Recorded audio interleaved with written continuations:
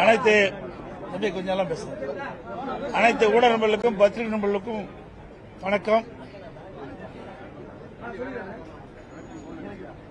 2025-26 ஆண்டினுடைய நிதிநிலை அறிக்கைக்கு நிதியமைச்சர் அவர்கள் பதில் உரையாற்றினார்கள். அதேபோல 2025-26 ஆண்டுக்கான வேளாண்மை துறை நிதிநிலை அறிக்கைக்கு வேளாண் துறை அமைச்சர் அவர்கள் பதில் உரையாற்றினார்கள். இந்த பதில் உரையில் மிகுந்த எதிர்பார்ப்போடு நாங்கள் இருந்தோம். நிறைய திட்டங்களுக்கான நிதிகள் சிறப்பாக செயல்படுத்துவார்கள் என்று எண்ணினோம். ஆனால் திரு நிதியமைச்சர் அவர்கள் அவருடைய உரையில் வார்த்தை ஜாலங்கள் தான் அதிகமாக பார்க்கப்பட்டது ஒழிய செயல்பாடுகள் ஒன்றும் காணவில்லை. அதோடு திராவிட முன்னேற்ற கழகம் ஆட்சிக்கு வந்த பிறகு 5 ஆண்டுகள் நிறைவு செய்கின்ற பொழுது சுமார் 5 லட்சம் கோடி கடனாக இருக்கும் என்றுதான் காணப்படுகிறது. இதுவரை திராவிட முன்னேற்ற கழக ஆட்சிக்கு வந்த பிறகு 4 ஆண்டுகளில் சுமார் 4,52,000 கோடி கடன் பெற்றதாக தெரிகிறது. அதையெல்லாம் மறைத்து சதவீத அடிப்படையிலே நிதியமைச்சர் தெரிவித்துக் கொண்டிருக்கின்றார். நான் ஏற்கனவே குறிப்பிட்டதைப் போல தமிழகத்தில் பல கட்சிகள் ஆட்சி செய்திருக்கின்றன. சுமார் 73 ஆண்டு கால ஆட்சியில் வாங்கிய கடன் சுமார் 5,18,000 கோடி. திராவிட முன்னேற்ற கழகம் ஆட்சி பொறுப்பேற்று 4 ஆண்டுகளில் வாங்கிய கடன் 4,52,000 கோடி. அதை அவர்கள் எந்த இடத்திலும் குறிப்பிடவில்லை. திராவிட முன்னேற்ற கழகம் தேர்தல் நேரத்திலே திராவிட முன்னேற்ற கழகத்தினுடைய தேர்தல் அறிக்கையிலே குறிப்பிட்டார்கள், திமுக ஆட்சிக்கு வந்தவுடன் கடனை படிப்படியாக குறைக்கப்படும், வருவாய் படிப்படியாக உயர்த்தப்படும் என்ற கருத்தை எல்லாம் தெரிவித்து இதற்காக நிதி மேலாண்மை குழு ஒன்று அமைக்கப்பட்டு அந்த குழுவிலே நிபுணர்கள் எல்லாம் இடம்பெறச் செய்து நிதி மேலாண்மை சரி செய்யப்படும் என்ற ஒரு கருத்தை அவர்கள் தேர்தல் அறிக்கையின் வாயிலாக வெளியிட்டார்கள். ஆட்சி பொறுப்பேற்ற பிறகு நிதி மேலாண்மை குழு அமைக்கப்பட்டது. அந்த குழுவில் நிபுணர்களும் இடம்பெற்றார்கள். ஆனால் அந்த நிபுணர்கள் பொறுப்பேற்ற பிறகு இந்த 4 ஆண்டு காலத்தில் என்ன அறிக்கை அரசுக்கு தாக்கல் செய்திருக்கிறார்கள், நிதி மேலாண்மை சம்பந்தமாக அவருடைய அறிக்கையின்படி இந்த அரசு என்ன நடவடிக்கை எடுக்கப்பட்டிருக்கிறது, இதனால் கடன் குறைந்திருக்கின்றதா என்ற செய்தி எதுவும் இல்லை. அதோடு அனைத்து இந்திய அண்ணா திராவிட முன்னேற்ற கழகத்தின் சார்பாக இது குறித்து வெள்ளை அறிக்கை வெளியிட வேண்டும் என்று நாங்கள் கேட்டபோதும் அதற்கும் இதுவரை இந்த அரசிடம் எவ்வித பதிலும் வரவில்லை, எவ்வித வெள்ளை அறிக்கையும் வெளியிடப்படவில்லை. ஆனால் இந்த நிதி மேலாண்மை குழு அமைத்த பிறகுதான் கிட்டத்தட்ட 4 லட்சம் கோடி கடன் வாங்கியிருக்கிறாங்க. இதுதான் இந்த குழு அமைக்கப்பட்ட இந்த அரசுடைய சாதனையாக பார்க்கப்படுகிறது. அதோடு ஒரு விவரத்தை இந்த நேரத்தில் சொல்ல கடைபெற்றிருக்கின்றேன். நான் ஏற்கனவே சொன்ன கருத்து தான், இருந்தாலும் அதை மீண்டும் ஒரு முறை ஊடகத்தின் வாயிலாக மக்களுக்கு தெரியப்படுத்திக் கொள்கின்றேன். பெட்ரோல் மதுபான விற்பனை மூலமாக 25-26 ஆண்டு 1,63,930 கோடி வருவாய் வந்துள்ளது. இது 2020-21 விட சுமார் 81,431 கோடி ரூபாய் அதிகமாக இருக்கு. அதோட ஜிஎஸ்டி, பத்திரப்பதிவு, எக்ஸைஸ், கலால் வரி, வாகன வரி, இப்படி மாநில அரசாங்கத்தினுடைய வரியிலிருந்து வந்த வருவாய் சுமார் 1,01,000 கோடி 2020-21 விட 2025-26 கூடுதலாக கிடைக்கும் என்று அறிவிக்கப்பட்டுகின்றது. அதோடு மைய அரசின் வரி பகிர்வு அதுல 33,000 கோடி கூடுதலா வருது. அதாவது 2020-21 அதிமுக ஆட்சியை விட 2025-26 திராவிட முன்னேற்ற கழக ஆட்சியில கூடுதலாக 33,000 கோடி மத்திய அரசுடைய வரி பகிர்வு கிடைக்கும் என்று சொல்லியிருக்கிறார்கள். இதையெல்லாம் நீங்கள் ரெண்டும் இணைத்து பார்க்கின்ற பொழுது 1,34,000 கோடி கிடைக்கின்றது. மாநில அரசு வருவாயிலிருந்தும் மத்திய அரசுடைய வரி பகிர்விலிருந்தும் இரண்டையும் கணக்கிட்டார் சுமார் 1,34,000 கோடி அரசுக்கு கிடைக்கின்றது. இதுல கடன் 1,05,000 கோடி வாங்குவதா திட்டமிட்டிருக்கிறாங்க.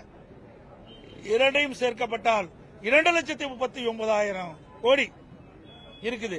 இதுல மூலதன செலவுன்னு பார்க்கும்போது வெறும் 57,000 கோடி தான் மூலதனம் செய்வதாக எதிர்பார்க்கப்படுகிறது. அது ஆண்டு முடிஞ்ச பிறகுதான் எவ்வளவு செலவழிப்பார்னு தெரியும். ஆனால் இந்த அரசாங்கம் கணித்தது இந்த ஆண்டு 57,000 கோடி மூலதன செலவு செய்யப்படும் என்று சொல்லியிருக்கிறாங்க. அதை கழிச்சா 1,82,000 கோடி. இந்த 1,82,000 கோடியில இன்றைய தினம் சொன்னார் நிதியமைச்சர் அவர்கள் உரிமை தொகை கொடுப்பதாக சொன்னார் பெண்களுக்கு. அதுல ஒரு 14,000 கோடியில நிதி வளம் 1,68. இந்த 1,68,000 கோடி கடன் வருவாய் வரவு ரெண்டு 1,68,000 கோடி இருக்குது மீதி. இதுல என்ன ஒரு புதிய பெரிய திட்டத்தை கொண்டாந்துருக்காங்க இந்த அரசு? எதுவுமே தெரியல. எல்லாம் மூடி மறைச்சு ஏதாவது புள்ளி வரத்து சொல்லி மக்களை ஏமாற்றிக்கிட்டு அரசாகத்தான் பார்க்கப்படுகிறது. கடன் மேல் கடன் வாங்கி இன்றைக்கு தமிழ்நாட்டு மக்கள் மீது மிகப்பெரிய கடனை சுமத்தியதுதான் இந்த ஆட்சியினுடைய சாதனை. அதோட பசு வீடுகளை பத்தி சொன்னார். 25% வீடுகள் கட்டாமல் விட்டுட்டு போயிட்டாங்க. எல்லோருக்கும் தெரியும் கொரோனா காலம் 2019-20 கடைசியில 2020 கொரோனா காலம். அதனால அந்த பணிகள் முழுமையா நிறைவேறப்படல ஒழிய அதற்கு முந்தி அம்மா இருக்கின்ற பொழுது 3 லட்சம் வீடுகள் கட்டப்பட்டன. 11 16 வரைக்கும் 3 லட்சம் வீடுகள் பசு வீடு கட்டி கொடுத்தோம். பிறகு 2016 அம்மா 60,000 வீடுகள் அறிவிச்சாங்க. அப்புறம் நான் முதலமைச்சரான பிறகு வருஷத்துக்கு 20,000 சொன்னேன். 40,000 அதுல 1 லட்சம் வீடு தான். அதுலதான் 20% நிலுவையாக இருந்தது. அந்த நிலுவை கூட கொரோனா இருந்த காலத்தினால் அந்த பணி தடைபட்டதை ஒழிய அரசின் எத்தனை போக்கினால் அல்ல என்பதையும் இந்த நேரத்தில் சுட்டிக்காட்டுறேன். அதோட எவ்வளவு புள்ளி வரும் சொன்னார். தொழிற்சாலைகள் பற்றியெல்லாம் சொன்னார்.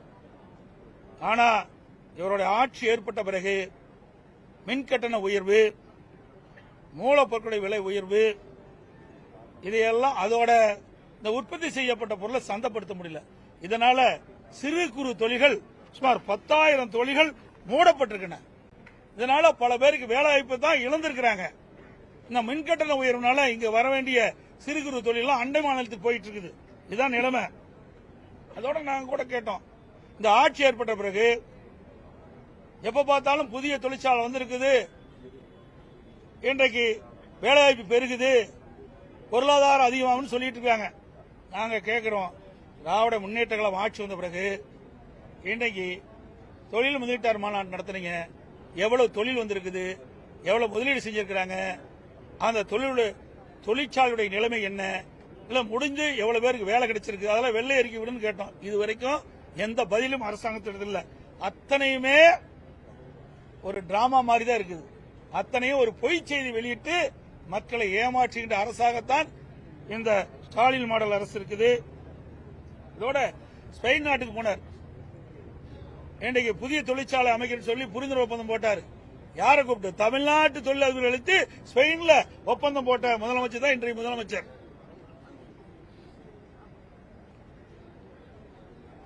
இன்னொன்னு சொன்னார், கணக்கு பத்தி நிதியமைச்சர் சொன்னார்.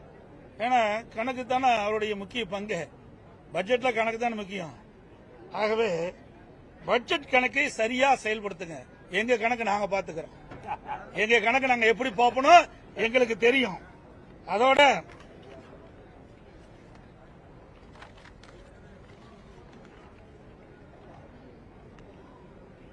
ஆடு நனைகிறது என்று ஓனாய் அழுதுதான். எங்கள் மீது நீங்கள் கரிசனம் காட்ட தேவையில்லை. புரியுங்களா? எங்கள் கணக்கை நாங்க பார்த்துக்கிறோம். அது எப்படி பார்க்கணும் எங்களுக்கு தெரியும். அதோட நீங்க எப்படியெல்லாம் கடந்த காலத்தில் இருந்தது என்று சற்று எண்ணி பார்க்க வேண்டும். அனைத்து இந்திய அண்ணா திராவிட முன்னேற்ற கழகத்தை பொறுத்த வரைக்கும் கொள்கை என்பது வேறு, கூட்டணி என்பது வேறு. ரெண்டையும் பொருத்தி பார்க்க கூடாது. நான் ஏற்கனவே பல முறை தொலைக்காட்சியின் வாயிலாகவும் சரி, பத்திரிகையின் வாயிலாகவும் சரி, என்னுடைய அறிக்கையின் சார்பாக தெளிவுபடுத்தியிருக்கின்றேன்.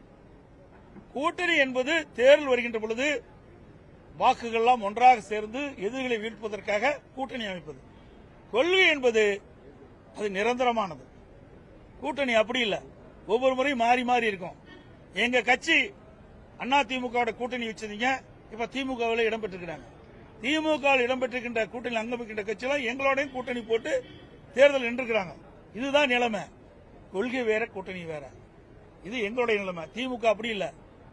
அடிக்கடி முதலமைச்சர் சொல்றாரு, எங்க கொள்கையோட ஒத்த கொள்கையுடைய கட்சி தாங்கிறாரு. அப்படின்னா ஒரே கட்சியா இருந்துக்கலாம், அது தனித்தனி கட்சியா இருக்க வேண்டிய அவசியமே இல்லை. இது நிலைமை. அதோட நீங்க பாத்தீங்கன்னா திராவிட முன்னேற்ற கழகம் கூட்டணி பத்தி சொல்லிட்டு இருக்காரு. மேல் மாடியில அறிவாலயத்தின் மேல் மாடியில சிபி விசாரணை நடந்துட்டு இருக்குது.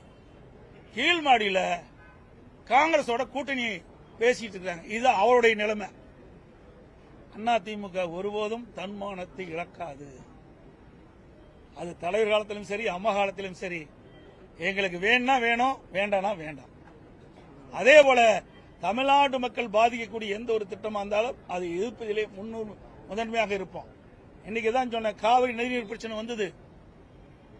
உச்சநீதிமன்றம் அளித்த தீர்ப்பை மத்திய அரசு நடைமுறைப்படுத்த காலதாமதம் செய்த காரணத்தினால் எங்களுடைய நாடாளுமன்றங்கள் கூட்டணியில் அங்கம் வச்சால் கூட நாங்க எங்களுடைய நாடாளுமன்றங்கள் தமிழ்நாடு விவசாயிகளுடைய நலன் கருதி, தமிழ்நாட்டு மக்களுடைய நலன் கருதி உச்சநீதிமன்ற தீர்ப்பை விரைவாக அமல்படுத்த வேண்டும் என்று தொடர்ந்து 22 நாட்கள் நாடாளுமன்ற அவையை ஒத்திவைக்கின்ற சூழ்நிலை நாங்கள் உருவாக்கணும்.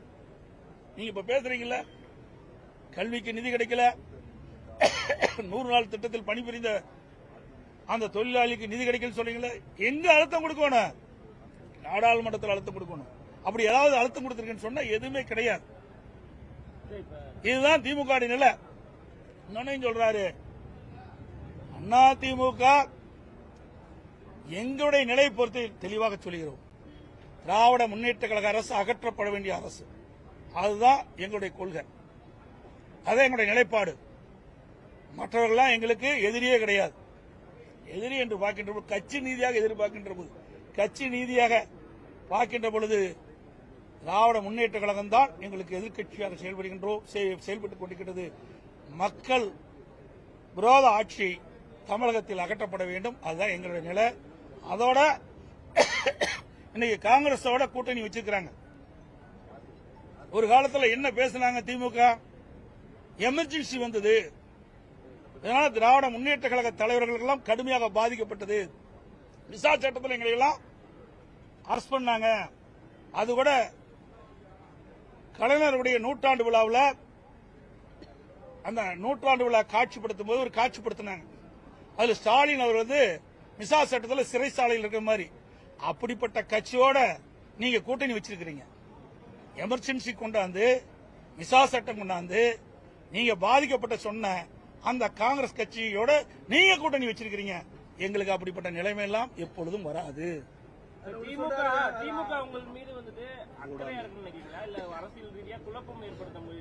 எப்படி அக்கறையா இருக்குன்னு சொல்றீங்க? நான் தான் சொல்றேன், ஆடு நனைகின்றது ஓனாய் எழுதுதான். அது மாதிரி எங்களுக்குள்ள ஒரு சில கருத்து வேறுபாடுகள் இருக்கும்போது கட்சியில, அப்பொழுது பாதுகாப்பு, எங்களுடைய கட்சி அலுவலகம் தாக்கப்படும், எங்களுக்கு பாதுகாப்பு வேண்டும் என்று காவல் நிலையத்திலே சென்று எங்களுடைய கட்சி நிர்வாகிகள் புகார் கொடுத்தாங்க. புகார் பதிவு பண்ணிட்டாங்க. பாதுகாக்கலையே. எங்களுடைய கட்சி அலுவலகத்தை ரவுடிகள், குண்டர்கள் தாக்கப்பட்டு, உடைக்கப்பட்டு, சேதப்படுத்தப்பட்டு பூட்டிய அரசாங்கம் தானே அந்த திமுக அரசாங்கம். இதே நேரத்தில் சிந்தித்து பார்க்க வேண்டும். இதையும் புரட்சித் தலைவி அம்மா அவர்கள் தமிழகத்தினுடைய முதலமைச்சராக பொறுப்பேற்றிருந்த போது இதே மாதிரி திமுக இரண்டாக பிளந்தது. அப்ப பிளந்த போது அறிவாலயத்தை போட்டு ஆரம்பிச்சாங்கல்ல, அறிவாலயத்தை பூட்டுகின்ற சூழ்நிலை வருகின்ற பொழுது மாண்புமிகு அம்மா அவர்கள் நடுநிலையோடு இருந்து பாரபட்சம் இல்லாமல் அந்த அறிவாலயத்தை பாதுகாக்கப்பட்ட அரசாங்கமாக இருந்தது. இதுதான் அண்ணா திமுக உள்ள வித்தியாசம். இல்ல இது எப்படி புரிஞ்சுக்கிறது சார்? எப்படி புரிஞ்சுக்க? இப்ப அவர் என்ன சொல்றாருன்னா வாழ்த்துக்கள் சொல்றாரு, முதலமைச்சர் வாழ்த்துக்கள் சொல்றாரு. தமிழ்நாட்டை பொறுத்த வரைக்கும் திமுக அதிமுகன்னு சொல்லி ஒரு இருதுருவ அரசியல் தான் இருக்கணும், மற்றொரு கட்சி இங்க வந்து விடக்கூடாது. இவங்களுக்கு வேணும்னா அங்க போய் சேர்ந்துக்குவாங்க, மத்தவங்களோட வேண்டாம்னா விட்டுருவாங்க. இது யாருடைய ஏமாத்துற நாடகம்? அண்ணா திமுக விழித்துக் கொண்டதெல்லாம் பிழைத்துக் கொள்வார். புரியுதுங்களா? அதனால ஒண்ணும் கிடையாது. ஏங்க எங்க மேல இவ்வளவு அக்கறை இருக்கிறீங்க, எங்க கட்சி அலுவலகத்தில் போட்டுறீங்க, என்ன வித்தல் நான் நீதிமன்றம் என்ன அடி அடிச்சது, இந்த அரசாங்கத்துக்கு என்ன கொட்டு குட்டுச்சு? உண்மையான முதலமைச்சராக இருந்தா நடுவோட இருந்திருக்கணும். ஒரு பெரிய கட்சி, 30 ஆண்டு காலம் ஆட்சி புரிந்த கட்சி, பொன்விழா கண்ட கட்சி, அந்த கட்சி அலுவலகத்தில் சில ரவுடிகள் வந்து தாக்கி உடைத்து சேதப்படுத்துகிறார்கள். பாதுகாப்பு வேண்டும் என்று நாங்கள் புகார் கொடுத்தோம். இந்த அரசு சரியா பாதுகாப்பு கொடுக்காம ரவுடிகளுக்கு துணையாக பாதுகாப்பாக சென்று வராங்க, வந்து உடைக்கிறாங்க. எல்லா தொலைக்காட்சியிலும் பார்த்திருக்கிறோம். இப்படிப்பட்டவர்கள் எங்களை நன்மை செய்யக்கூடியவர்களா? ஒருபோதும் நடக்காது. எவ்வளவு வார்த்தை ஜாலங்கள் நீங்கள் பேசினாலும் அதுக்கு மயங்குகிற கட்சி அண்ணா திமுக கட்சி அல்ல. திராவிட முன்னேற்ற கழகம் 2020 திராவிட முன்னேற்ற கழக அரசு 2026 மக்கள் தனையோடு அகற்றப்படும். அது உறுதி. அனைத்து ஊடகங்களுக்கும் நன்றி, வணக்கம்.